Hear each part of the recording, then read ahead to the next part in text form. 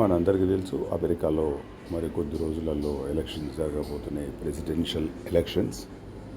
దాంట్లో బైడెన్, ప్రస్తుత రాష్ట్రపతి బైడెన్, మాజీ రాష్ట్రపతి ట్రంప్ మధ్య హోరాహోరీగా పోటీ జరుగుతోంది.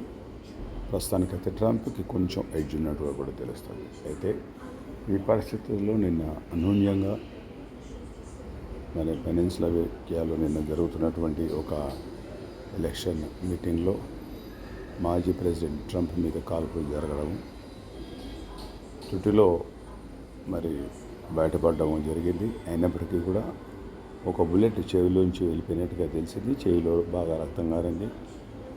ఇమీడియట్గా ఒక అగంతకుని సెక్యూరిటీ వాళ్ళు కాల్చి చంపారు.